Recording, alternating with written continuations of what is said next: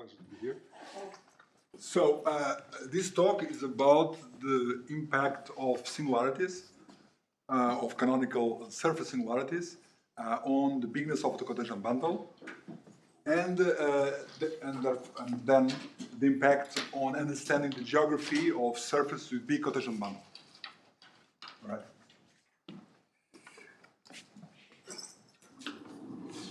I mean, this actually, for me, this research started many years ago with Bogomolov, with a paper we had about resolutions of nodal hypersurfaces in B3 with big cotangent bundle. So this is 2006. It's kind of sad. Okay, so X, a smooth projective surface. We have the symmetric plurigenera.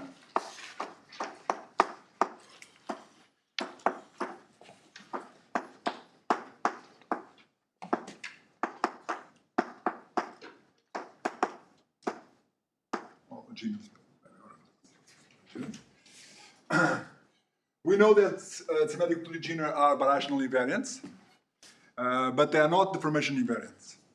And this is kind of will play a role. Both these properties will play a role. We are interested, well, they grow at most like m cubed. So we want to know what's the m cubed coefficient. So we divide by m cubed and do the limit. And we call this quantity H0 omega x. Okay, so I said this is birational invariant, not deformation invariant. All right. I mean, we heard in previous talks that how symmetric differentials can impact the existence of entire curves, rational and elliptic curves. But so what's a big cotangent bundle? A big cotangent bundle can be described in many ways, but the way to describe a cotangent bundle using H0 omega, this is equivalent to the cubic coefficient to be non-zero. So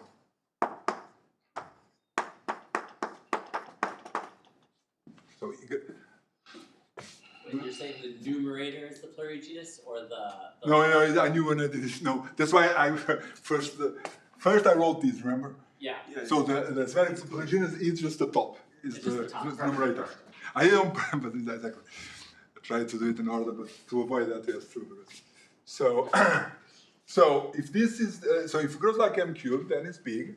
Well, big implies by general results of component bond for surfaces were known way before. By just classification and understanding bigness properties, this implies that X is of general type.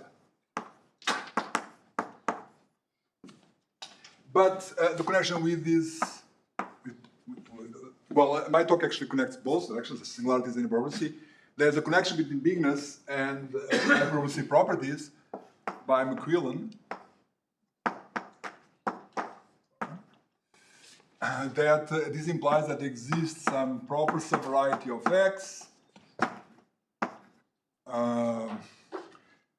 such that for all non-constant maps from C to X, non-constant, holomorphic, non-constant, so in entire curves, I know that the image of C must be contained in that Z. So, i.e., Green-Griffiths-Lang conjecture holds for X. Okay, so that's the connection of bigness with hyperbolicity. All right, so now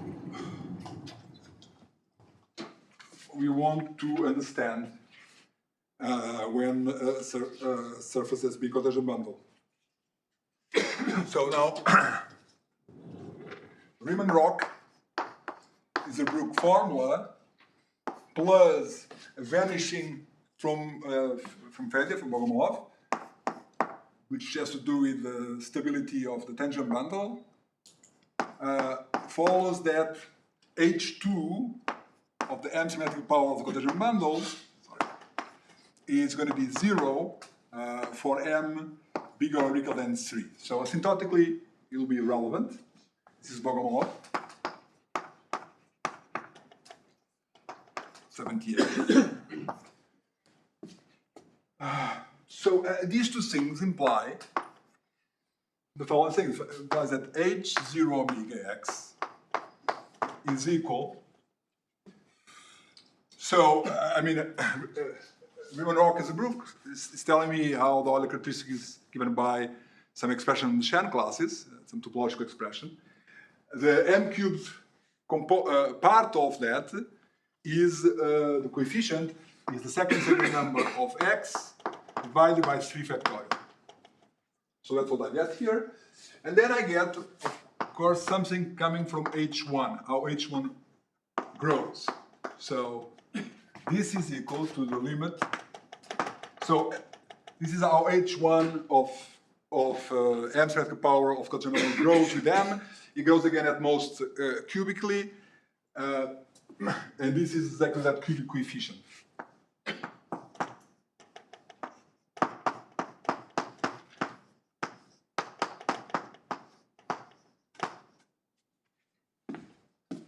Okay. So that's it. So this talk is about this, and about this, and using singularities of the canonical model of X.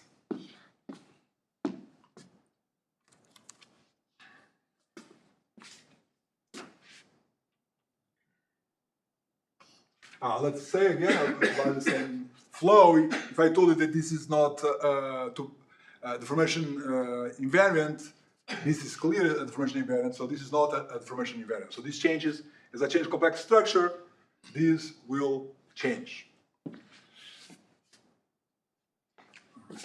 Okay, so knowing this, what can I really say about the geography? Maybe I should put something here. But I don't know, I could put it right there. So now some notation, which is kind of... so I say that curved X belongs to GT, and GT is the set of birational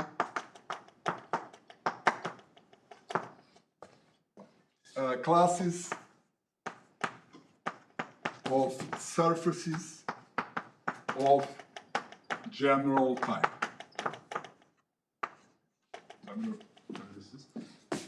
Then I know that in a birational class, I have two special models. Like we have the minimum model where Kx is the canonical line bundle is F.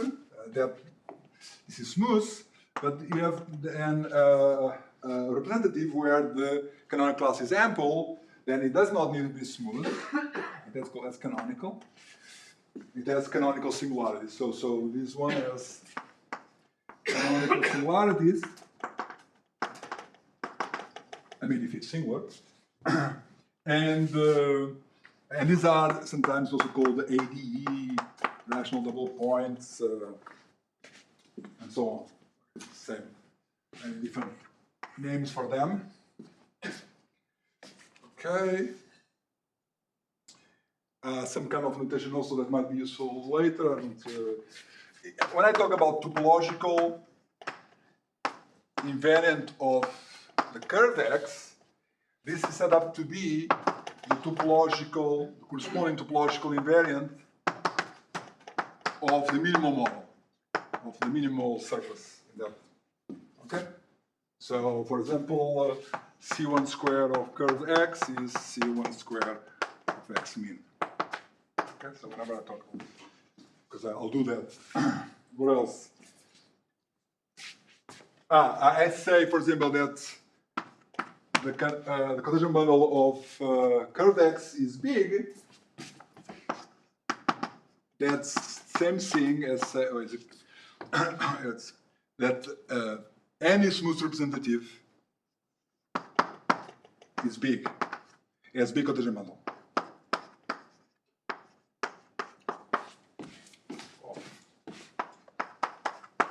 Just like a. Okay, so geography of big cotangent. Okay, so this is. I'm introducing some things so that then I motivate what comes next. So, if you look at geography of surfaces, right? So, here geography with respect to the shared numbers, C1 squared and C2. Then the bottom is C2. This guy is C1 squared. We have several important lines. The Balmov-Miyawaka-Yau line, the Nutter line, and we know that every surface of general type minimal lives in this region here.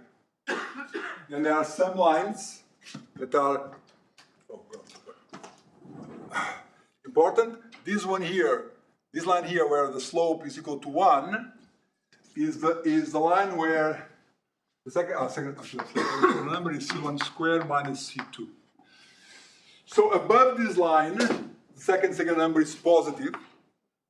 I can put it like this. Right? So in this line, the cotangent bundle is big. Always. Okay? If you go below this line, then this is negative. So the only possibility you have is that this, the asymptotic growth of H1 will make the sum positive. All right, but that depends on the complex structure. So all these things here. If you have bigness, bigness depends on complex structure. Because if you are here, if you pick up a surface of general type with pair of shared numbers there, then it's necessarily big. It doesn't have to depend on the complex structure. You can change the complex structure, it's still be big all the time. But if you pick up one here, then it has a pair of shared numbers, but it can have deformation, and maybe in that deformation some have big cotangent bundle and some don't have big cotangent bundle. Okay, and big cotangent bundle is a special thing. Okay, there's some conjectures of mine. Anyway, so that's the thing. And you see here, there are some dots, the points here I put here, which are the shared numbers for hypersurface of degrees, low degrees. Degree 5 is in another line. Then you have degree 6, a bit slope a bit above 1/5. Then degree 7 over there, and degree 8 over there below a half. Okay. Because one of the questions I'm going to address is about is this question here.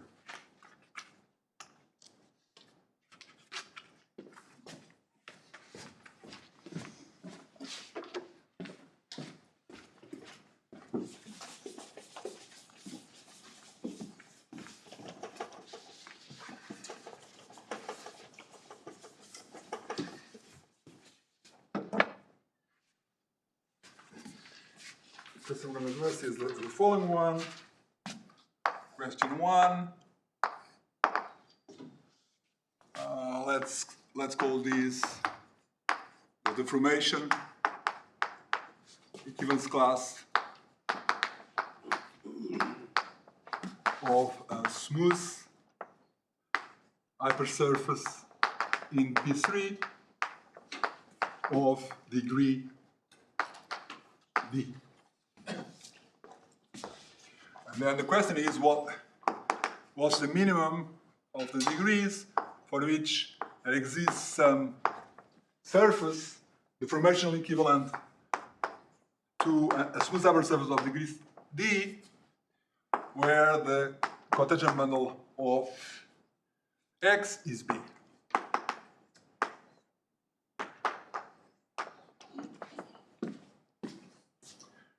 we know that, of course, it has to be bigger or equal than 5 because it has to be of general type. And how low can you go? I mean, this is an history. I'm not. I mean, my work with Bogomolov 2006 showed that this set is non-empty. Then there was a question what degree, and there was some calculation mistake. The degree was like, I don't know, 6, something like that. But then actually, what to give would be 13, something like that. Then came the work of an student of Bogomolov, Thomas, and then Rus, Erwin, and Ravier, and so on. I'm not going to give the history of that. All right. Well, okay, I'll say something. With nodes, if you consider nodes, okay, no, let's do it for later when I have introduced more things. So you could think, so how am I going to produce surfaces that are deformation equivalent to a smooth hypersurface, which have big cotangent model? It's known, some simple vanishing theorems, that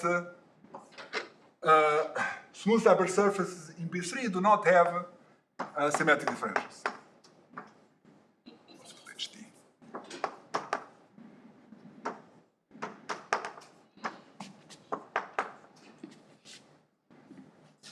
So this means in this, say you pick up a component of moduli space with a smooth hypersurfaces, the general member has no symmetric differentials. Only very special ones who can have symmetric differentials. And I proved with Fede a long time ago that there are examples, there are degrees for which some deformations have big cotangent, and those ones were resolutions of singular hypersurfaces with nodes. So because we can show that those surfaces, the resolution is deformation equivalent to smooth surfaces, smooth hypersurfaces, by simultaneous resolution theorem of Biscoff. So you can. All right. So this implies that the general member of, I guess, HD has no symmetric differentials, but resolution of smooth ones, or resolution of singular ones might have. So this is kind of totally different from curves, because on curves, if you acquire singularities, it becomes less hyperbolic, less symmetric differentials. Correct? Like if you have a curve of genus 2 on a plane, many symmetric differentials, then it acquires two cusps or two nodes, and then it becomes a rational curve, and it has no symmetric differentials. All right? But for surfaces, singularities make it more hyperbolic. Notice that if you do the ratio of the shared numbers, this is the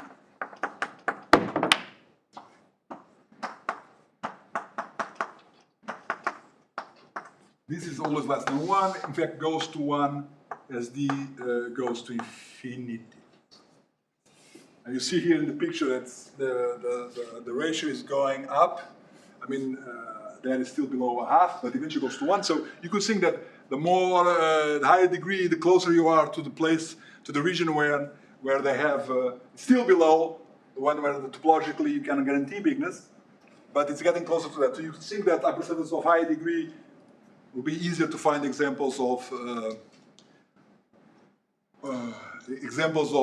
members in the family with big cotangent model. That's true, and there was entire reasoning that motivated this. I mean, I can explain more if you want. Time, I don't know about time. So the other question is what's the inf of set of ratios where the cotangent bundle is big?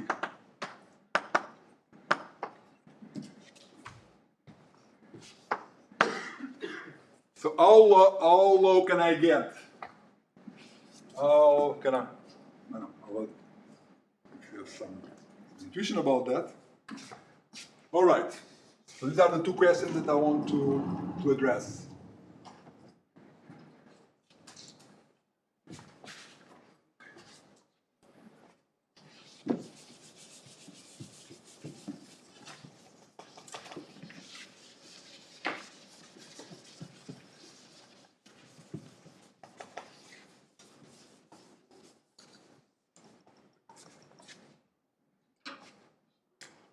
Okay, so now I of course have to understand H1, correct? Just a clarifying question. For question 2, you're saying what's the infimum such that there exists an X, such that there is a number that's big? Or are you saying such that for all X, it's big?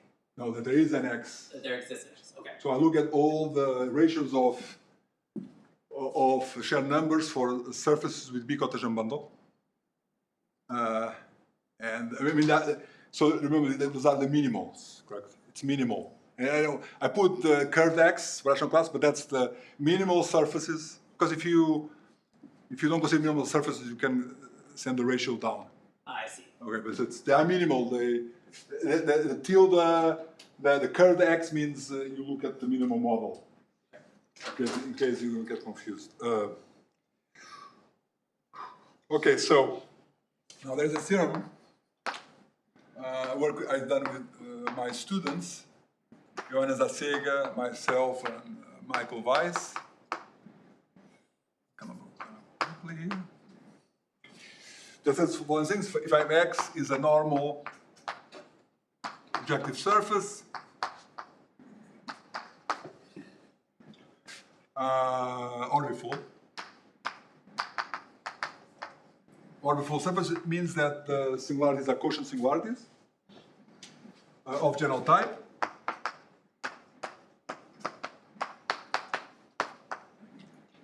Then, let's say Y is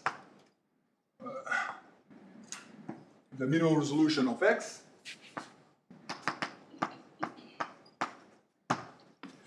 Then we have that we have a lower bound on H1. And this lower bound comes from the contribution from each singularity. It's bigger or equal than summation when X belongs to the singularities of X of an invariant, a singularity invariant, where this thing here is equal to lim inf, potentially just a limit, H1. So the growth of cubic growth of H1 local near the neighborhood, near the exceptional locus. So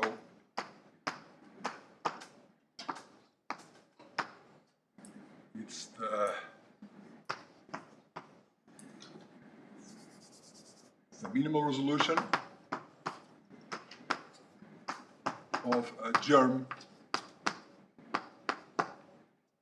of neighbors of X.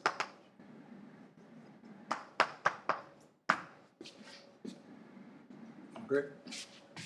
So this is the invariant I'm talking about here.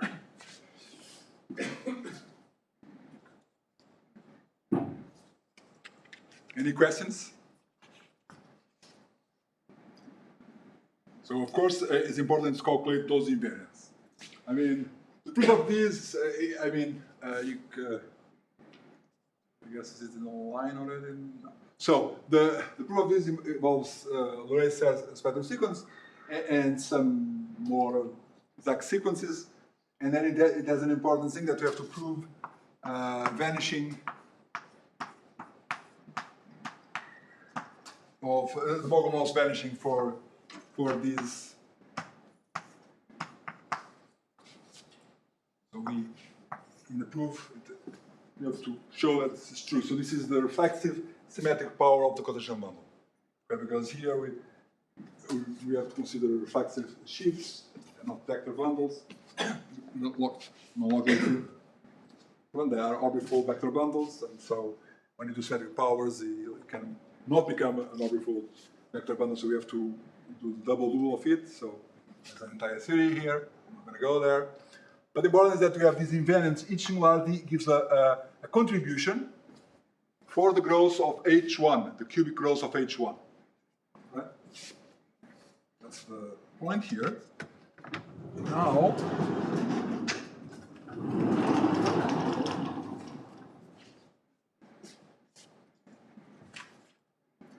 Okay, now what? So I put that thing, but now let's consider a special example where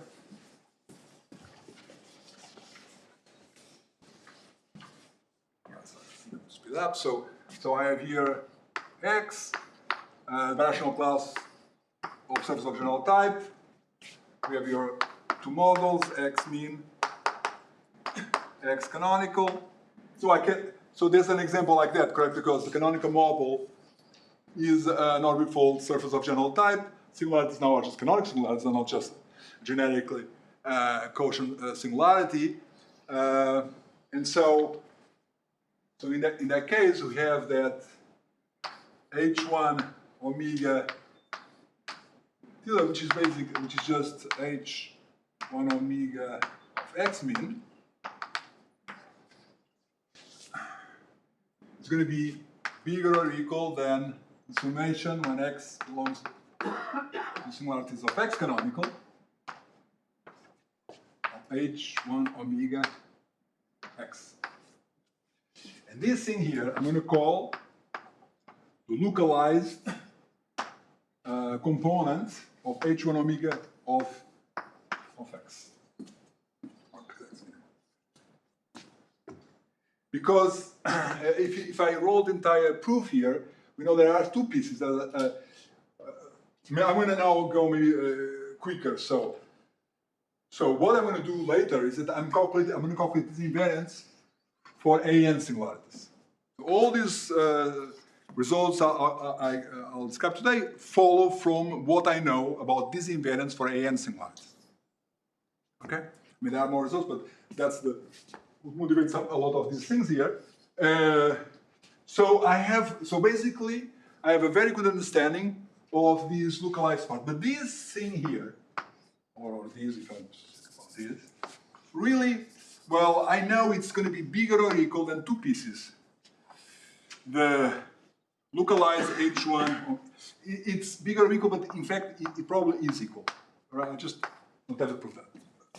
Probably equal to two pieces. There's the localized part, which is the thing that comes from the singularities of the canonical model. And then there is the non-local part.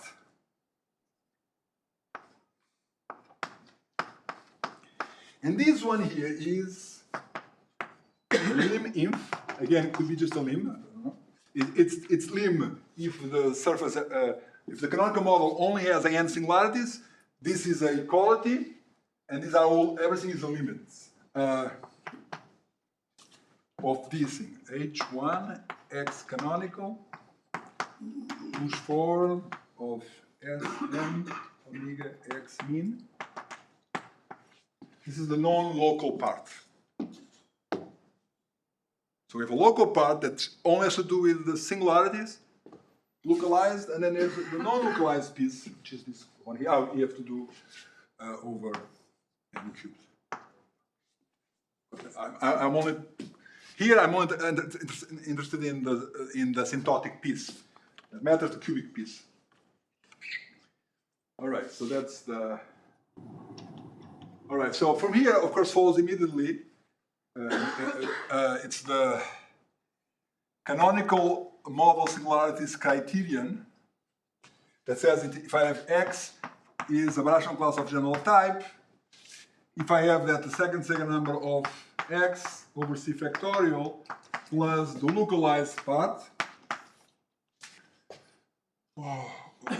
X, and if this is bigger than 0, that implies that the cotangent bundle is big. This is like a triviality. From what I said before, this is triviality. Of course, this will be a real criterion if I add plus, this will be equivalent if I put plus non-local part, if I show that this is equality, which is true for if the canonical model is only n singularities. But there's very few methods to understand this. And we have total methods to understand the other one, so I'm going to focus on that part. Any questions about this? Yes? Do you know the values of this H1? Well, can you estimate the values of this H1 omega for the different ADA singularities? I know for all AN singularities. I have a formula, actually. Close over.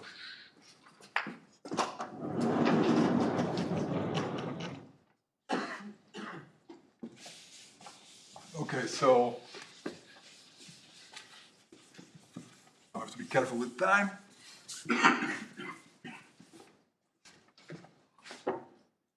Okay, so of course, what I want to do, let's see, actually, I changed the order of topics several times. Let's see what's the next step.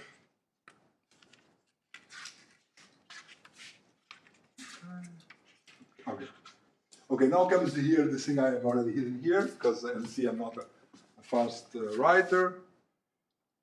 So how do I calculate? Okay, so basically now I want to understand this localized part of H1, right? Localized of H1 omega.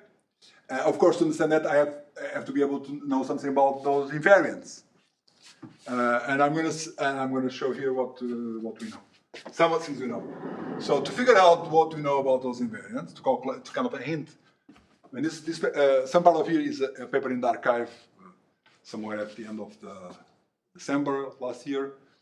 So what it is that you can compare all the characteristics on the resolution and on X, on an orbifold surface and on its resolution.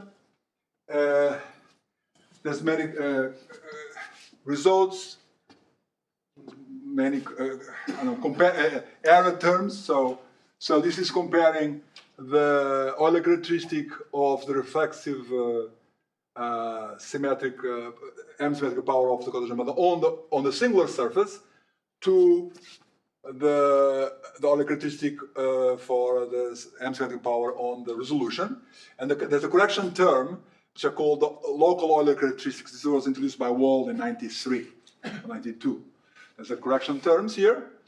There's also correction terms from, so if you try to do Riemann-Roch-Book formula for on an orbifold, so it has singularities.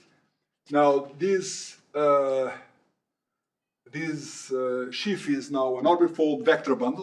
It's not a locally fixed sheaf, it's an orbifold vector bundle. There is you cannot naturally set Scherm classes, so there is an expression exactly like in the smooth case, like the integral of the Scherm character times the Todd class.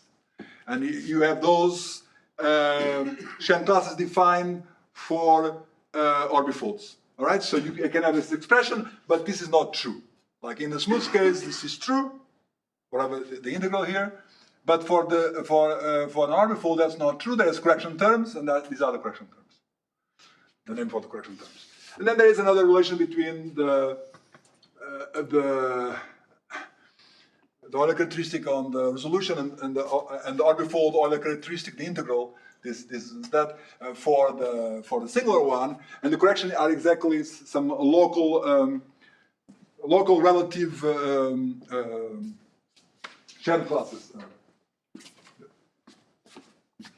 And so you have this, and then you combine, you look at this, and realize there is this relation that the localized Euler characteristic is equal to the correction terms to the second expression minus the orbifold local Euler characteristic associated with M is for the M-symmetric power. I don't want to write M-symmetric power there. So we have this relation between the invariants. And now, but this invariant here is broken up in two pieces. One is an H1. So this is like one involved there. Did I ever? Yeah, correct. So that guy there is you divide by m cubed, correct? And this is the limit. That's that invariant. So this one plus this, and now this is what? This is understanding for every degree symmetric differentials. Is understanding the number of abstractions for a symmetric differential for the M that is holomorphic outside of the exceptional locus to extend holomorphically across E. All right, so we want to understand this one, but we don't go directly. We go through understanding these, and these are like 20 pages to understand these for AN singularities. So our is to understand this how this dimension grow with the M. These This is a trivial thing. We know that this has to do with the local shared numbers of singularities. It's known forever. And this one was not known forever. It's this formula here. But we calculated in the paper. It's not a paper in the archive. It's a paper that will eventually appear in the archive. We have a formula for this. By the way, when I say we have a formula for AN singularities. Right? So if you arrive here and put AN, of course, then the group is AN plus 1, but AN, then we have formulas. This is the formula in general, correct? Okay, so we have that. What else what else is here? Relevant. If you're looking at the asymptotic piece, the M-cube piece that you care about for bigness, if you care about, for example, prove existence of symmetric differentials of a certain order, of a certain degree, on a variety, then you want to know the entire the function for all m. You don't only want to know the cubic coefficient. You want to know the entire. But we actually for n singularities we know all these functions, like not just the cubic coefficient, but the entire function. So finally, the point is that we want to know really to be able to figure out this guy here, we want to know this guy here. If you know this guy here, we know everything because we know this. I told you we can calculate this one. But anyway, what I wanted to say is that if you care only about the cubic coefficient, it's known even by Wall, maybe part of Blake 2 and Langer, that these grows like m squared at most. In fact, for AN singularities, grows like m. So there's no cubic coefficient here. This one is expression, if you write it down, is an expression exactly like the global Euler characteristic. The link coefficient is S2, is again the second number divided by 3 factorial, but the local one. So this is known. This is known forever. What was not known is this. And we did it. And the story is that we can express this function that's measuring the obstructions to extend symmetric differential of degree m across the exceptional locus.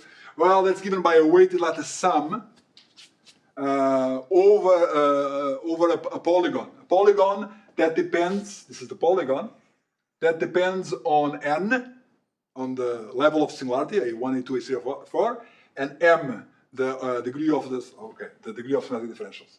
I mean, this is the, and then this weighted, the weights are not, it's not one function, it's a piecewise function, and I give you an example over there. That's what's here, just give you an example. For example, if you want to understand A3 singularities, then the polygon, well, as you change m, I mean, the polygon looks the same. I mean, of course, as m changes, those vertices change, which changes in a whatever. I mean, I'm not going to put the coordinates, but you see, we have some coordinates here, but they change in a way such that I mean, it's not dilation. We're not having dilations, but it's a quasi-dilation. I mean, the slopes remain all the same. That's important because slopes remain the same means that it's written there because I have here written down here that this expression here, what you get here is a function. If you fix n and you change m, this function is a quasi-polynomial. Quasi-polynomial is a polynomial where the coefficients are periodic in m. And it's a quasi-polynomial of degree 3 in m. But the coefficient, a cubic coefficient, is a constant. It doesn't have a period. And the quadratic coefficient also doesn't have a period. In fact, it's 3 times the, well, for n squared, it's 3 times the cubic coefficient. But the other ones, the linear and the constant terms have periods. For A2 singularities, the period of degree period 6. For A3, I think period 60. For A4, period 30, and so on. But anyway, this is the polygon. Outside of it, it's all zeros, so weights are zeros. And these are the weights in the regions. And now, as m changes, all the slopes remain the same. And there's a theory for this, a hard theory that shows that this is that that the weighted lattice sum is a quasi-polynomial. Okay, so that's. Okay, yes. Then, of course, we are interested in to know, as a quasi-polynomial, the coefficient in m cubed is constant, and that's what I care about. And we were able, took a long time, to get a closed formula for it. All right? Because for a long time we had an expression, like for 4 years ago, we already had a double sum expression. We had this. So if you, 4 years ago, you tell me, oh, I want to know the cubic coefficient for A2, A3, A4, and we would go and do it. Like, but later, when I was writing a paper, forced to write a paper, my student didn't write a paper, I organized things and I was able to get a more uniform way, and I got a formula. I'm not going to write the formula for H0 because, meaning, well, this guy, correct? This guy is this divided by m cubed limit when m goes to infinity. That's this. What I just tell you is, well, if I had time, I could say more, that this coefficient grows with n, but doesn't grow past this. It's finite. It's important. It's finite. Meaning, well, the time. Yeah, we'll see. Maybe if I have time later, I'll say something about it. But here it is. Again, Asega, myself, and Weiss. Within this, we get the formula for H1 which is equal to n fifths plus 19 fourths plus 83 n cubed plus 137 n squared plus 8 n. 6 n squared.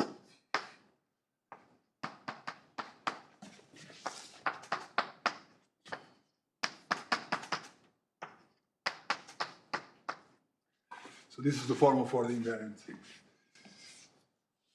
But important is this, okay, we have the formula, but important is these 3 facts. 1, because the importance of having a closed formula, not a method, is that if you have a closed formula, we can use it to deduce other results that I hope I arrive there. If you look at it, this is less than n over 6. And in fact, it's not. It's also bigger than n minus 1/6 over 6.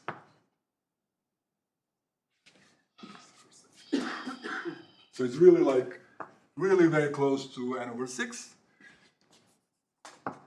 And then 2, if I do the invariant, this H1 invariant of a singularity which is an plus m, that's bigger than the sum of the H1's, the invariance for. You could say, well, no, it's important because we eventually want to understand the bounding. I want to be able, so I want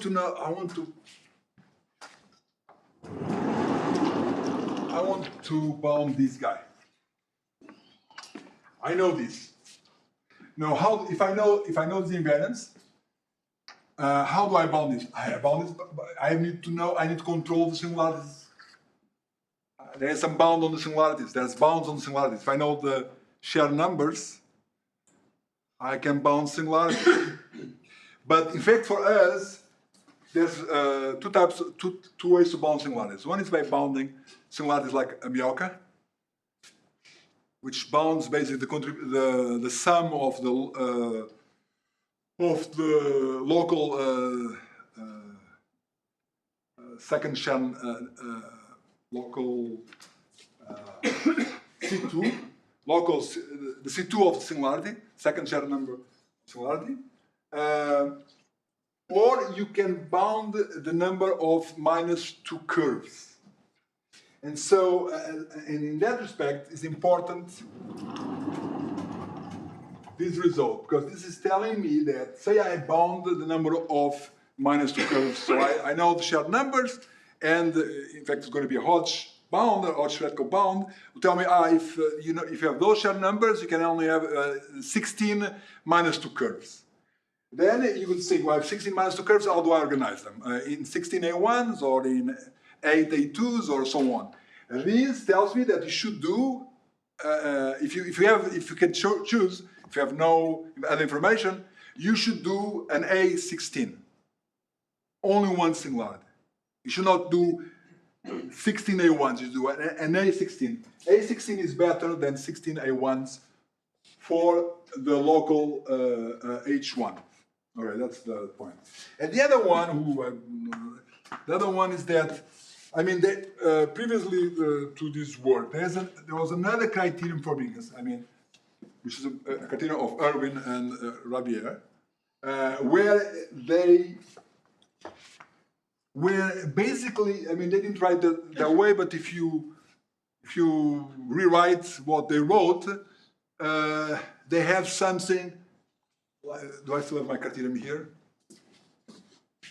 Yes. So our criterion is that this is the summation x singularity of x canonical of h1 omega x. So this is. But their criterion, they have also a lower bound for h1. They don't describe it that way, but they have a lower bound for h1. And basically the criterion is that, well, it's not this one, it's another lower bound, is this plus, and they sum over the singularities of x canonical. And what they put here, they don't put this one, they put something that actually follows from work with Bormolov. There's, for the reasons that I'm not going to explain here, but their lower bound for H1 doesn't use this one, but uses the local C2 of singularity over 2 times 3 factorial. This actually is a good one in the sense that you are able to use this without knowing the invariants. It follows from all the things I told you here that if I do H1, H0 omega of a singularity plus H1 omega of x, that's equal to C2 of x over, if it's x canonical, 3 factorial. And so, basically what this means is that, well, if I don't know any, from a work of myself and Bormolov, how to derive a lower bound for H1 from these guys is what I did here. But you can also have an argument how to derive a lower bound from H1 from this one. It's much more sophisticated. It's a duality argument. And the point is that if you don't know, if you cannot calculate them, you could consider that they were both equal in the middle. That's the worst case scenario for the arguments. So this is exactly, it's the middle. So you don't know, so you use the middle, because if H1 is bigger than H0 should H1, but H2 is bigger. So this is the one that you know you have, but the point is that this one is much larger than this one. So that was the two, is that if you do AN and you divide by C2 of AN, 2 of 3 factorial. Well, this is bigger for the A1 is the one smallest, so it's I think 32 over 27. But this is less than 2, and in fact, this goes to 2 as n goes to infinity. So if you start getting singularities, deeper singularities, then the number of singularities you need to get for our criterion to give bigness is much less than the criterion of Irwin and Rabier, okay? Which uses this. And this has a huge impact because I go here because no time, 5 minutes. I go quickly. I still should say some things, but maybe I will. Let me go here and then I'll see. So, with the criterion of Rousseau and Rouleau, let's put it, you can not apply the criterion below this region here. So the criterion, Rousseau-Rouleau criterion does not apply for ratios below 3/5. So if you pick up a class here, the Rousseau-Rouleau criterion will not apply. It cannot apply. But if you pick up here, it could apply. I mean, it depends. You need to know singularities. If you don't know singularities, if you don't understand numbers, you know singularities, you cannot do it. But there are examples here in this region where the criterion applies, and you can use it to show B cotangent model. Any questions about this? So, how low can we go with our criterion? So that's the next. I think I'm going to jump. We're going to jump here. So I'm going to just say one thing. Is that I'm going to delete.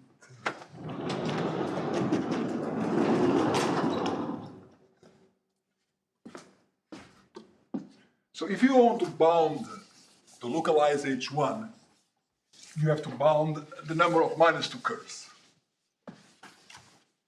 using the shared number. So if you want to do it from a geographical perspective.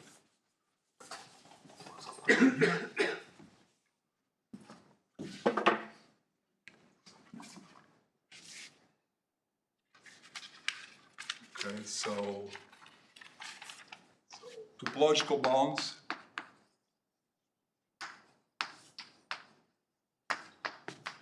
on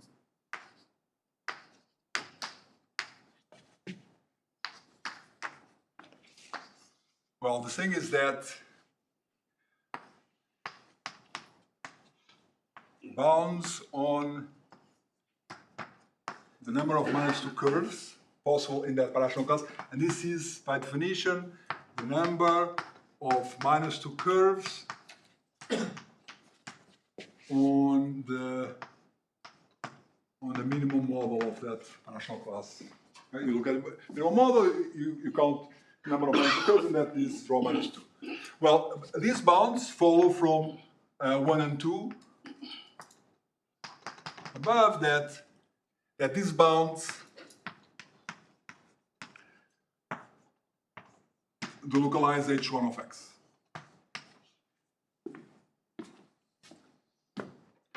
Okay, in particular, if you know that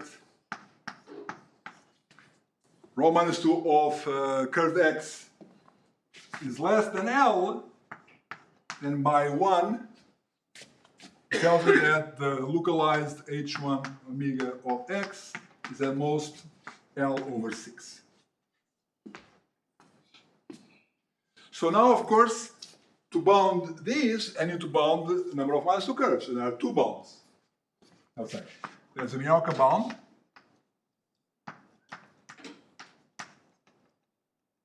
Which says summation next singularities of x canonical C2 of x. But now C2 of x is equal to the number of -2 curves above x. So you do the resolution and you have a bunch of -2 curves on the resolution.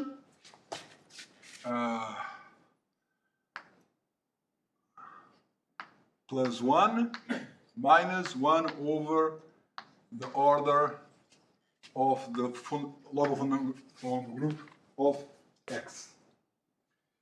And well, and this what we prove is that this is less or equal than C2 of x minus 1/3 of C1 square of x.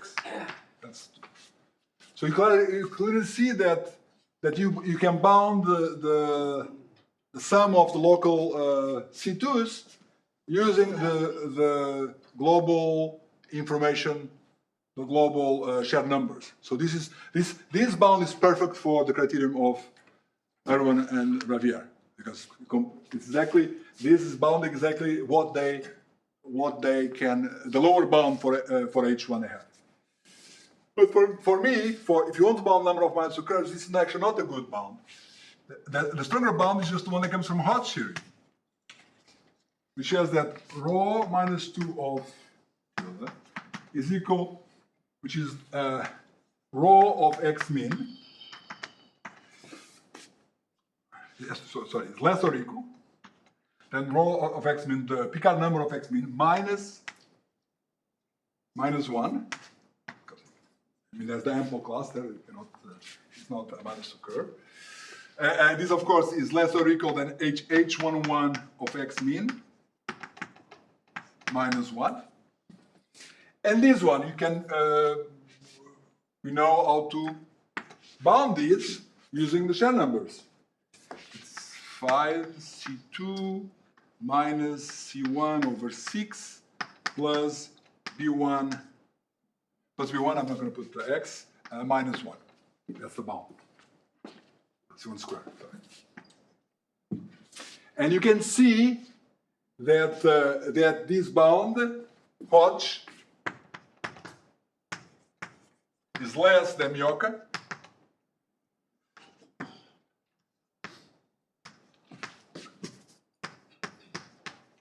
For if C1 squared is less or equal than C2. So in the region that we care, Hodge, the simple Hodge bound, yes? I'm confused by the first bound you wrote. It looks to me like it. Wait, sorry, thank you. You mean this? Yes. Excellent. Thank you, sir. I'll not. Yeah. So in the region that we care, which is the region here, the Hodge bound is stronger than Mioka bound. Mioka bound is good to bound minus two curves that come in, say, A1s. The price that you have to pay in C2, if you have an A1, to get a minus two curve for an A1 is higher price than if you for getting minus two curves using an A2 in terms of C2, the price, because it's what they. Okay, so anyway, the Mioka bound, the Hodge bound is stronger. All right, now if you use I'm going to read a bit for the result. If you use the Hodge bound method, so you realize that you have a bound number of minus two curves, so you have a bound on H1, and now you can just do the computations and realize that the following thing.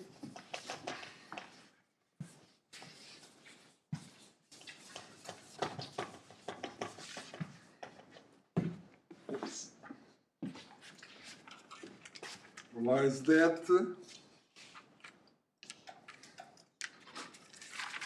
again, Sega.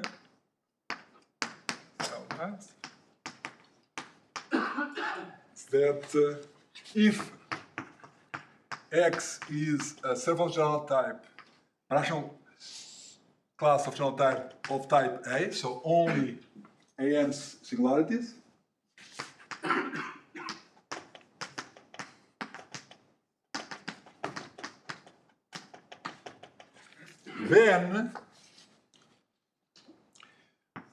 then the CMS criterion. So what restriction does not apply if C1 squared over C2 less or equal than 1/5. That's the natural boundary for the criterion. And also says that the topological bounds on the minus two curves plus the CMS criterion do not rule out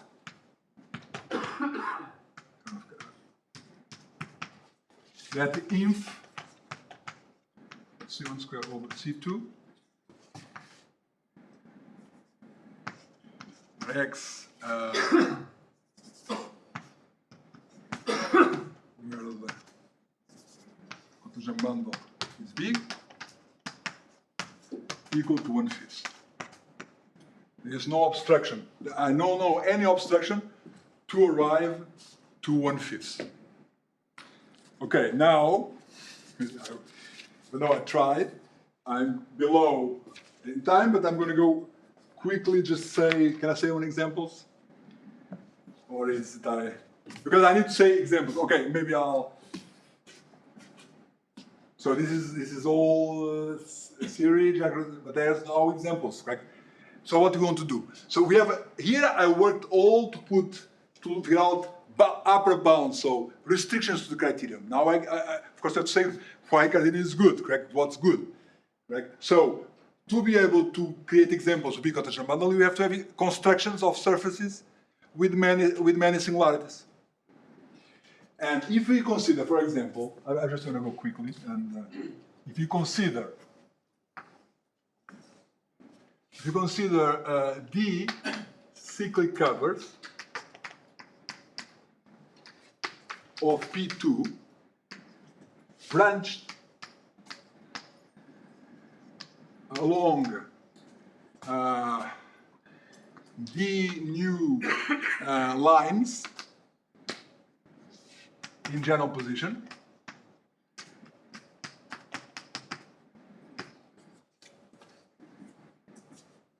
then I know the singularities of the cyclic cover, and I also know its shell numbers, its second degree number, and this tells me, for example, I'm going to show quickly. If you consider the case where nu is equal to 1, so this so now the cyclic cover of P2, let's call it YD nu. Now, if you consider the resolution, minimal resolution of YD nu, we can show, well, the one thing is that if you do for mu equal to 1, it's a simple argument that these things are hypersurface in P3.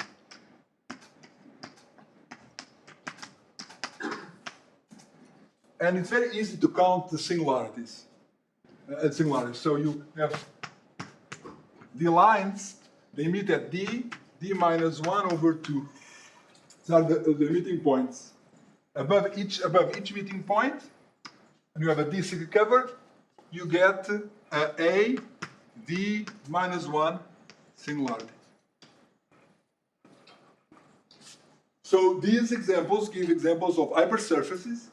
With actually, you think it's a simple construction, because I know many of the constructions from labs and design is on fun, but actually this simple construction gives many singularities. If I had time, I could. Is that actually our construction with the more -2 curves? And if you do this, and you calculate the invariance, you're going to realize that for degree 8, for D equal to 8, you have big cotangent bundle. So here, this guy has examples with big cotangent bundle. For degree 7, the number of -2 curves that this example gives is so the second, if you do degree 7, the second second number of H7 is equal to -126. The number of -2 curves that you get construct by that construction X71 is 126. I mean, if you look at the formulas, this is exactly, I mean, this will never work, but if you have 127, it would work if it came in a single singularity. So if you can create an hypersurface of degree 7 with a 127 singularity, that would be the resolution will have big cotangent bundle. But we are just here or below it. Just one more information. If you go for degree 6, you have so this thing is a question of time that you get degree 7. In fact, I think this example might be degree 7 if you consider the non-local, the not localized part, but the non-localized component of H1. If you do degree 6, then S2 of H6 is -84. The Hodge bound on the -2 curves is the H bound, because now the Hodge bound on -2 curves for the shared numbers of an hypersurface of degree 6 is kind of will be a weird thing to put this. I put like this. The h bound. So if I have shared numbers of an hypersurface of degree 6 and I do the h bound is 85. Exactly. I mean, it's the if it was 84, our criterion would never apply. It's our criterion. The Hodge bound is 85, which means if I was able to construct an hypersurface of degree 6 with an A85 singularity, that hypersurface would be would have big cotangent bundle. Okay, but for example, if I have if I would construct an hypersurface of degree 6 with they don't exist with 85 A1 singularities, our criterion will not give it. So our criterion wants the minus 2 curves to come in as little amount of singularities as possible. So that's it. So this answers the question 1. It's over here. You know, you can get degrees 8, sure degrees 6, 7. It's a question of time. Degree 6 is actually requires a really good construction. What about the other one, about the inf? Well, I mean, our criterion says that maybe the natural inf is 1/5. Now, can you get close to 1/5? Well, this comes, yes, I have a construction of a double cover. I mean, if I had more time, I'd do it. So, if you do double covers or branch along line arrangements, you'll never be able to apply our criterion. Our criterion is not enough. There's not enough singularities for our criterion to kick on. So you need to have surfaces with more singularities. So curves with more similarities than the line arrangements. Maybe our line arrangements. I mean, the similarity you have is not enough. But there is a, you know, people studied surfaces. Picard number is maximal. Like so, you have shared numbers, and can you get the maximum possible Picard number? When the people constructed, there was person in the, I guess, I don't know when it was, when he worked about, and he constructed exact surfaces which were resolutions, which had many -2 curves. When I was thinking about this, so there are double curves of P2 branch along a simple curve of degree 16 with 24 A7 singularities, and that surface has enough -2 curves for my criterion to kick in, or our criterion to kick in, and it's big. And the slope is, I don't know what it is here, let's put it here, here. The slope is 25/107. So I know that the inf is below 25/107, which is relatively close to 1/5. And that's where I stop.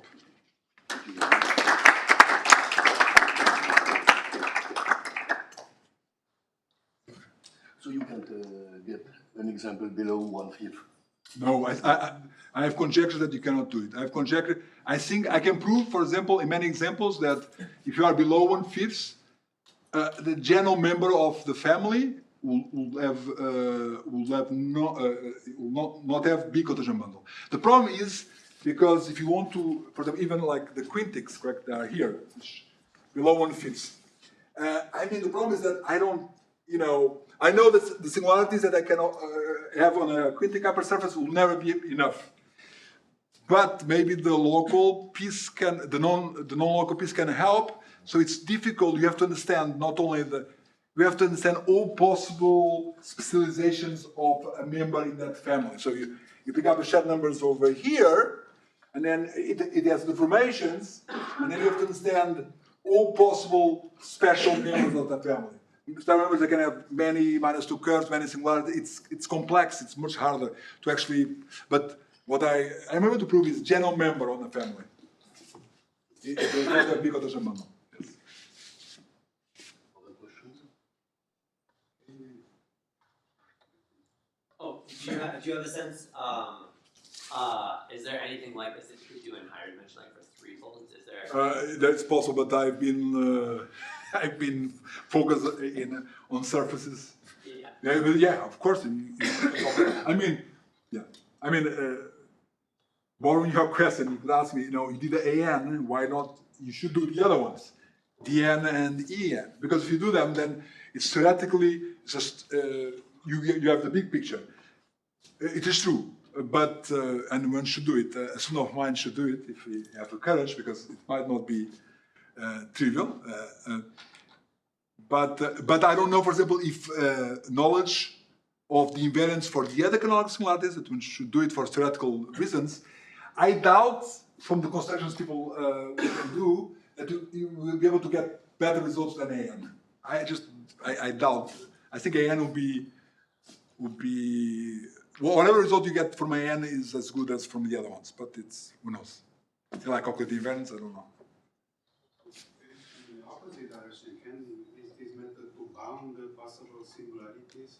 I was thinking about that. It's very close. Yeah, but what kind of, say, Yeah, I thought about that too. I thought eventually I could go into that.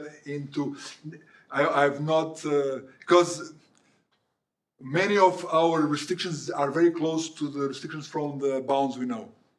So it's really, yeah, I think it's possible, but I have not done that yet. And yeah.